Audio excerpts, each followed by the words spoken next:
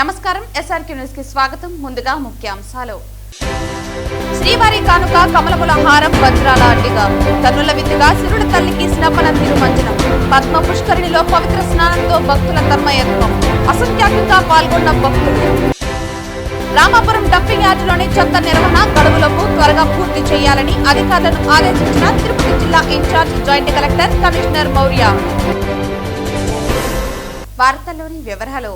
తిరుచానూరు శ్రీ పద్మావతి అమ్మవారు అవతరించిన పంచమి తేదీని పురస్కరించుకుని కార్తీక బ్రహ్మోత్సవాలలో చివరి రోజైన మంగళవారం పంచమి తీర్థం అశేష భక్తజన వాహిని మధ్య అంగరంగ వైభవంగా జరిగింది. పద్మ పుష్కరిణిలో అసంఖ్యాకంగా పవిత్ర స్నానం ఆచరించిన భక్తులు ఆధ్యాత్మిక తన్మయత్వాన్ని పొందారు. ఈ సందర్భంగా చైర్మన్ మీడియాతో మాట్లాడుతూ లక్షలాది మంది భక్తుల సమూహంలో అమ్మవారి పంచమి తీర్థ మహోత్సవం వైభవోపేతంగా జరిగిందన్నారు. వేలాది మంది భక్తులు పుణ్య స్నానాలు ఆచరిస్తున్నట్లు తెలిపారు. భక్తులకు ఎక్కడ ఎలాంటి అసౌకర్యం కలగకుండా టీటీడీలోని అన్ని విభాగాలు పటిష్టమైన ఏర్పాట్లు చేసి విజయవంతంగా జరిగిందన్నారు. అన్ని విభాగాల అధికారులు, భద్రతా సిబ్బంది, పోలీసులు, శ్రీవారి సేవకులు, పారిశుద్ధ్య కార్మికులు విశేషంగా కృషి చేశారని వారిని అభినందించారు. భక్తులందరికీ అమ్మవారి కరుణ కటాక్షాలు కలగాలని ఈ సందర్భంగా ఆకాంక్షించారు. అంతకుముందు ఉదయం శ్రీ పద్మావతి అమ్మవారు పల్లకిలో ఆలయ 4 మాడ వీధుల్లో విహరించి భక్తులను అనుగ్రహించారు.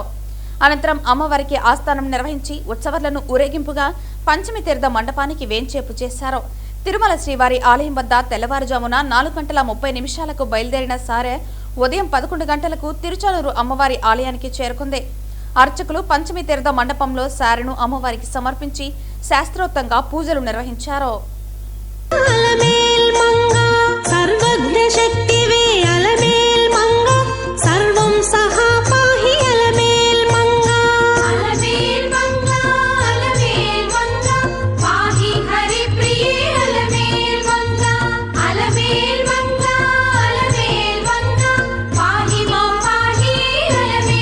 రామాపురం డంపింగ్ యార్డులోని చెత్త నిర్వహణ గడువులోపు త్వరగా పూర్తి చేయాలని తిరుపతి జిల్లా incharge joint collector commissioner Maurya అధికారులను ఆదేశించారు.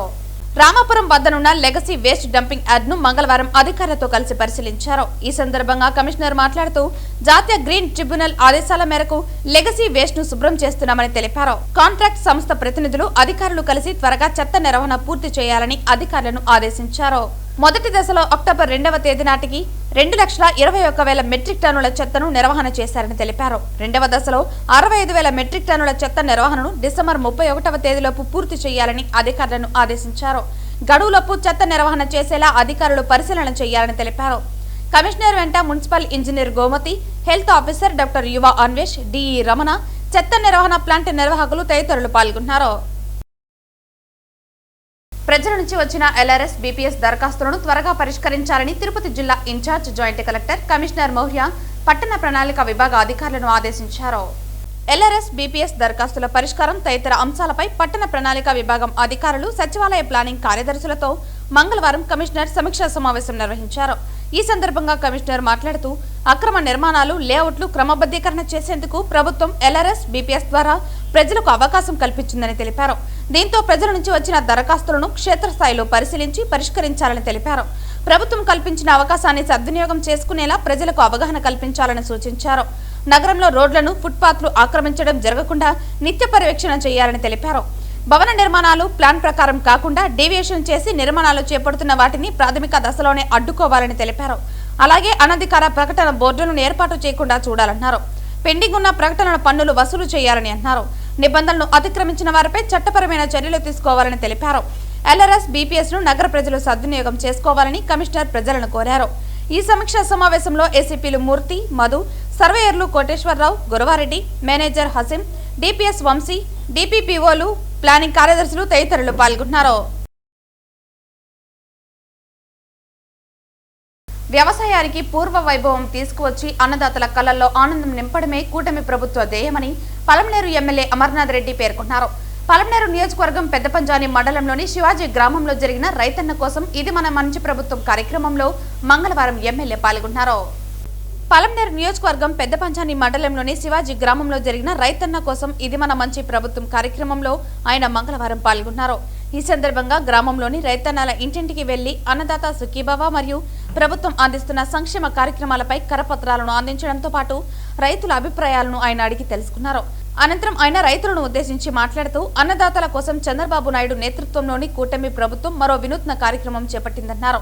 రైతన్న మీకోసం పేరుతో ఈ నెల 29వ తేదీ వరకు రైతులకు వివిధ అంశాలపై అవగాహన పెంచే కార్యక్రమాలు జరగనున్నాయన్నారు. వచ్చే 5 ఏళ్లలో 5 విధానాలతో కార్యాచరణ రూపకల్పన జరిగిందని, నీటి భద్రత, డిమాండ్ ఆధారిత పంటల సాగు, అగ్రిటెక్, ఫుడ్ ప్రాసెసింగ్, ప్రభుత్వం నుంచి మద్దతు ధర కల్పన తదితర లక్ష్యాలతో ఈ కార్యక్రమం ముందుకు సాగుతోందని వివరించారు. వైసీపీ పాలనలో బిందు తుంపర్ల సేపథ్యంతో పాటు యాంత్రీకరణ, సూక్ష్మ పోషకాల పంపిణీ తదితర పథకాలన్నింటినీ మూలన పెట్టేశారని గుర్తు చేశారు. కూటమి ప్రభుత్వం వచ్చాక అన్నదాత సుఖీభవ పథకంలో 6,000కు 12,000 కలిపి 20,000 అందిస్తున్నామని పేర్కొన్నారు. రాయలసీమను సస్యశ్యామలం చేసేందుకు హంద్రీనివా ద్వారా అన్ని చెరువులకు నీటిని అందించిన ఘనత కూడా తమ ప్రభుత్వానికే దక్కుతుందని, కాబట్టి రైతులు ఏ ప్రభుత్వం మంచి చేస్తుందో గుర్తించి మద్దతుగా నిలవాల్సిన అవసరం ఉందన్నారు. ఆనాడు ఇజ్రాయెల్ సేద్యాన్ని పరిచయం చేసి ఆధునిక వ్యవసాయ పద్ధతులకు శ్రీకారం చుట్టింది. నేడు టెక్నాలజీని అనుసంధానం చేస్తూ కొత్త ఒరవడులు సృష్టిస్తున్న ఘనత చంద్రబాబుకే దక్కుతుందని ఆయన తెలియజేశారు. ఇది ఇలా ఉండగా కార్యక్రమం ఆరంభం నుంచి చివరి దాకా రైతులు పెద్ద ఎత్తున ఆయనకు ఘన స్వాగతం తెలియజేసి అడుగడుగునా సన్మానించారు. ఈరోజు ప్రభుత్వం రైతన్న మీకోసం అనేటువంటి ఒక కార్యక్రమాన్ని రైతుల కోసం, రైతుల అవసరాల కోసం, రైతులకు ఎడ్యుకేట్ చేయడానికి కోసం, వాళ్లకు ఏ రకంగా వ్యవసాయాన్ని లాభదాయకంగా మనం చేసుకోగలం, ప్రభుత్వం నుంచి ఏ రకమైనటువంటి ఆర్థిక సహాయం అందిస్తూ ఉంది, సాంకేతిక సహాయం ఏ రకంగా అందించగలదు, చేసేటువంటి పంటలు ఏవైనా కూడా ఇప్పుడు కమర్షియల్ క్రాప్స్ చేసుకుంటే, ఎందుకంటే వాణిజ్య పంటలు చేసుకుంటే రైతులందరికీ కూడా లాభదాయకంగా ఉంటుంది. ఎక్కడైనా గిట్టుబాటు ధర లేకపోతే ప్రభుత్వ పరంగా ఏ రకమైనటువంటి సాయం గతంలో అందించాం, ఏ రకమైనటువంటి సాయం అందించాలా అనేటువంటి దానిపైన, అదేవిధంగా సాగుకు సంబంధించినటువంటి కార్యక్రమాలన్నీ కూడా వివరించడం కోసం ఈరోజు రైతన్న మీకోసం అనేటువంటి ప్రోగ్రాంను నిర్వహించడం జరుగుతూ ఉంది. ముఖ్యంగా మన మండలానికి సంబంధించి చూస్తే మన ముఖ్యమంత్రి గారు గతంలో ప్రతిపక్షంలో ఉన్నప్పుడే ఆ రోజు రైతన్నకు ఒక మాట ఇచ్చాడు. మేము అధికారంలోకి వచ్చిన వెంటనే తప్పనిసరిగా రైతుల కోసం 20,000 రూపాయలు ప్రతి సంవత్సరం కూడా మీ అకౌంట్లో వేస్తానని కూడా చెప్పడం జరిగింది. దాంట్లో భాగంగానే రైతు భరోసా కార్యక్రమాన్ని ఇవ్వడం, ముఖ్యంగా ఈ మండలంలో చూస్తే దాదాపు 7,500 మంది రైతులకు 6.5 కోట్ల రూపాయలు ఈరోజు రెండో విడత మొన్ననే కూడా వాళ్ళ అకౌంట్లోకి వేయడం జరిగింది. అటు కేంద్ర ప్రభుత్వంలో కిసాన్ పథకం పైన 2,000 రూపాయలు, రాష్ట్ర ప్రభుత్వం 5,000 రూపాయలు మొదటి విడత 7,000 వేసాం, రెండో విడతలో కూడా 7,000 వేయడం జరిగింది. ఈ యొక్క శంకర్రాయలపేట శివాడి గ్రామ పరిధిలో కూడా దాదాపు 205 మంది రైతులకు 13 లక్షల రూపాయలు ఈ గ్రామ పరిధిలో ఉండేటువంటి రైతులకు కూడా వారి అకౌంట్లో వేయడం జరిగింది. ఇది ఎందుకు చెప్తున్నానంటే ఈ డబ్బులు పూర్తిగా కూడా ఏదో ఉపయోగపడతాయి, మీకంతా దీనివల్లనే లాభపడతాయి అనేది కాదు.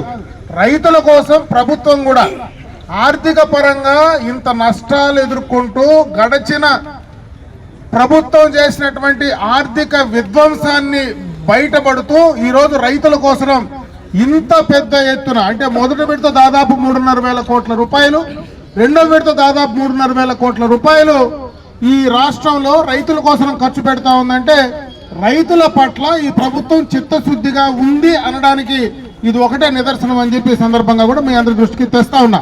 పలమనేరు మున్సిపల్ కార్యాలయంలో తెలుగుదేశం పార్టీ కౌన్సిలర్లు వైసీపీ కౌన్సిలర్ల తీరుపై విమర్శలు గుప్పించారు. గత వారం రోజుల నుంచి మున్సిపల్ బడ్జెట్ సమావేశాలు నిర్వహిస్తున్నామని అధికారులు, కౌన్సిల్ మెంబర్లు తెలిపినా నిర్లక్ష్యంగా నేడు కౌన్సిల్ మీట్ కి రాకుండా బాధ్యతారాహిత్యంగా ప్రవర్తించారని విమర్శించారు. అక్కడ అసెంబ్లీకి వైసీపీ ఎమ్మెల్యేలు హాజరు కాకుండా ఉంటే ఇక్కడ వైసీపీ పార్టీకి చెందిన కౌన్సిలర్లు మున్సిపల్ మీట్ కి హాజరు కాలేదని, ఇలా అయితే ప్రజా సమస్యలు ఎలా పరిష్కరించగలుగుతామని ఆవేదన వ్యక్తం చేశారు. ప్రజల పక్షాన ఎవరు పోరాడుతారో వారి నాయకత్వాన్ని బలపరచాల్సిందిగా కోరారు. మామూలుగా మున్సిపల్ మీట్ ప్రతి నెల జరగాల్సి ఉంది, కానీ విడ్డూరంగా పలమనేరు మున్సిపల్ కార్యాలయంలో 3 నెలలకు ఒకసారి నిర్వహిస్తున్నారని, దానికి కూడా సభ్యులు హాజరు కాకపోతే ఎలా అంటూ ఆగ్రహం వ్యక్తం చేశారు. అంతకుముందు మున్సిపల్ మీట్ లో తెలుగుదేశం పార్టీ కౌన్సిలర్లు మాట్లాడుతూ పలు సమస్యలపై అధికారులను ప్రశ్నించారు. ఎస్ఐ లోకేష్ రెడ్డి మాట్లాడుతూ పలమనేరు పట్టణంలోని వీధులు చిన్నగా ఉంటాయని, దానికి తగ్గట్టుగా ప్రజలు వాహనాలను ఎక్కడ పడితే అక్కడ పార్కింగ్ చేయకుండా అధికారులకు సహకరించాల్సిందిగా, వన్ సైడ్ పార్కింగ్ ఏర్పాటు చేసినప్పుడు ఆదేశాలు పాటించాల్సిందిగా పలు విషయాలను లేవనెత్తారు. ఈ కార్యక్రమంలో municipal commissioner Ramana Reddy, SI Lokesh Reddy తదితర అధికారులు పాల్గొన్నారు. ఈరోజు మున్సిపాలిటీలో బడ్జెట్ మీటింగు మరియు సాధారణ మీటింగు ఉందనేసి దాదాపు ఒక వారం రోజుల ముందు కౌన్సిలర్లకు అందరికీ కూడా చైర్పర్సన్ గారి ద్వారా అందరికీ సర్క్యులర్ పంపించడం జరిగింది. అందులో బడ్జెట్ విషయాలు కానీ లేకపోతే అభివృద్ధి విషయాలు కానీ చాలా పెట్టి పంపించారు. మేము కూడా ఎన్నో ఆశలతో ఈరోజు మీటింగ్లో వాళ్ళ వార్డుల్లో ఏం సమస్యలు ఉందో సభ దృష్టికి తీసుకొచ్చి అంటే కౌన్సిల్ దృష్టికి తీసుకొచ్చి అవన్నీ కూడా పరిష్కరించే విధంగా మన గౌరవ ఎమ్మెల్యే గారి దృష్టికి కొన్ని తీసుకెళ్ళాము గతంలో, అలాగే ఇప్పుడు కూడా కొన్ని తీసుకెళ్తాము అనే ఆశతో మేము అందరి ఇక్కడికి వస్తే వైసీపీ పార్టీకి సంబంధించినటువంటి కౌన్సిలర్లు ఒక్కరు కూడా పాల్గొనలేదు. వాళ్ళు ఎందుకు పాల్గొనలేదో అనేది మాకు తెలియదు, కానీ కాకపోతే కొన్ని గాలి వార్తలు మాకు వినిపించాయి. గాలి వార్తలు కాదు, కొన్ని విషయాలు మాకు తెలిసింది.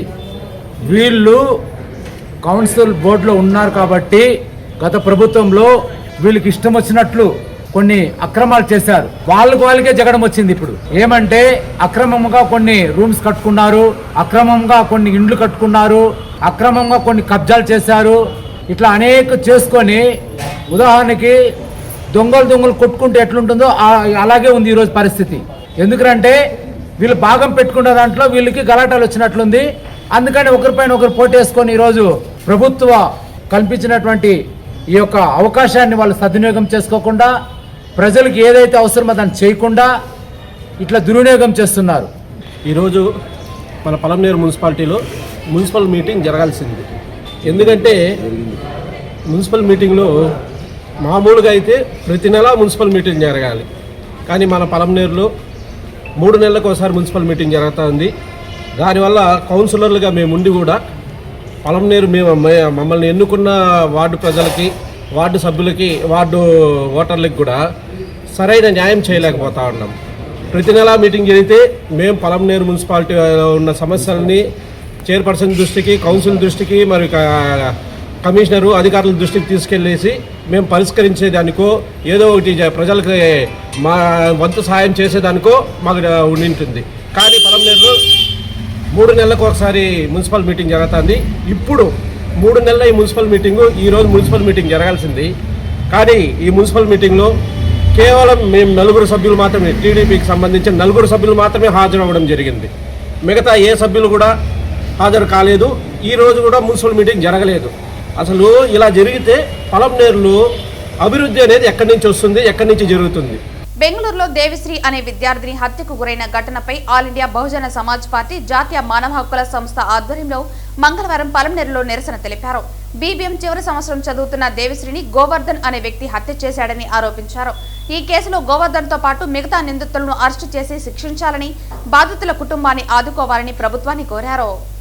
నిన్నటి రోజు బెంగళూరు పట్టణంలో రామసముద్రం మండలం బిక్కివారిపల్లి గ్రామానికి చెందిన దేవిశ్రీ అనే అమ్మాయి బెంగళూరులో బీబీఎం కోర్సు చేస్తే కనీసం ఇంకా 3 నెలల తర్వాత ఆ కోర్సు కంప్లీట్ అవుతుంది. ఈ తరుణంలో ఎవరో ఆమె విద్యాభ్యాసాన్ని వారలేక కసి పెట్టుకొని ఆమె రూమ్లో పోయి నిన్నటి రోజు 1 గంట వ్యవధిలోనే ఆ పాప మరణించిన వార్త తెలిసింది. ఈ విషయము అన్ని నలుమూలలా ప్రాకిందాలి. ఈ విషయం తెలిసిన వెంటనే మేము ప్రజా సంఘాలు, అదేవిధంగా మానవ సంఘం, all India Bahujan Samaj party ఆధ్వర్యంలో ఈరోజు ఆమె కుటుంబానికి న్యాయం చేయాలని, ఆ దేవిశ్రీని హత్య చేసిన వారిని వెంటనే ఉరిదీయాలని, అరెస్ట్ చేయాలని, ఎవరెవరు ఉన్నారో వాళ్ళందరినీ కూడా ఇన్వెస్టిగేట్ చేసి విచారణ జరిపి వాళ్ళందరినీ కూడా శిక్షించే విధంగా అక్కడ పోలీసులు చర్యలు తీసుకోవాలని చెప్పేసి కూడా మేము ఈ సందర్భంగా వాళ్ళని కోరుకుంటున్నాము. అదేవిధంగా మేము వారి హత్య కనుక ఎంతటి వారి ఉన్నా, ఎంత రాజకీయ పార్టీ ఉన్నా, ఎంత కులం ఉన్నా, ఎంత కుల సంఘాలు ఉన్నా వారిని వెంటనే శిక్షించే విధంగా అక్కడ పోలీసులు చర్యలు తీసుకోవాలని చెప్పేసి కూడా మేము ప్రజా సంఘాల ద్వారా మేము డిమాండ్ చేస్తున్నాము. అదేవిధంగా భారతదేశంలో అక్కడక్కడ కూడా మహిళలకు రక్షణ లేకుండా పోతున్నది, విద్యార్థులకు రక్షణ లేకుండా పోతున్నది, బాలికల పట్ల అనుచితమైన వ్యవహార శైలిలో వ్యవహరిస్తున్నారు ఈ మగవారు. వాటిని అన్నింటినీ కూడా కంటిన్యూ చేయాలని చెప్పేసి కూడా మేము తవనంపల్లి మండలంలోని కాణిపాకం పట్టణం వద్ద బెంగళూరు తిరుపతి ఫ్లైఓవర్ మీద ద్విచక్ర వాహనంపై వెళుతున్న పుత్తరమద్ది గ్రామానికి చెందిన రవి అనే వ్యక్తిని వెనుక నుంచి కారు ఢీకొనడంతో అక్కడికక్కడే మృతి చెందాడు. పోలీసులు సంఘటనా స్థలానికి చేరుకుని కుటుంబ సభ్యులకు సమాచారం అందించడంతో అక్కడికి చేరుకుని బోరున వెళ్లపించారు. ఎస్ఐ చిరంజీవి కేసు నమోదు చేసి దర్యాప్తు చేపట్టారు. పూర్తి వివరాలు తెలియాల్సి ఉంది.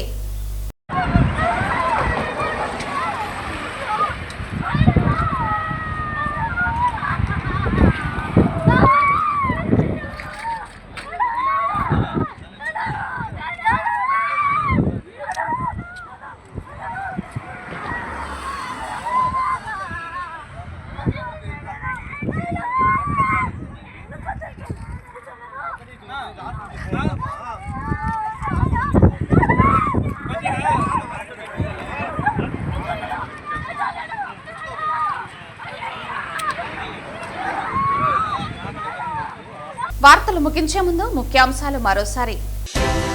శ్రీవారి కానుక కమలముల హారం వజ్రాల అడ్డిగా కన్నుల విందుగా శివుడ తల్లికి స్నపన తిరుమంజనం. పద్మ పుష్కరిణిలో పవిత్ర స్నానంతో భక్తుల తన్మయత్వం. అసంఖ్యాకంగా పాల్గొన్న భక్తులు. రామాపురం డంపింగ్ యార్డులోని చెత్త నిర్వహణ గడువులకు త్వరగా పూర్తి చేయాలని అధికారులను ఆదేశించిన తిరుపతి జిల్లా incharge joint collector commissioner Maurya. ఈ వార్తలు ఇంతటితో సమాప్తం. తిరిగి వార్తల్లో మళ్ళీ కలుద్దాం. అంతవరకు సెలవు. నమస్కారం.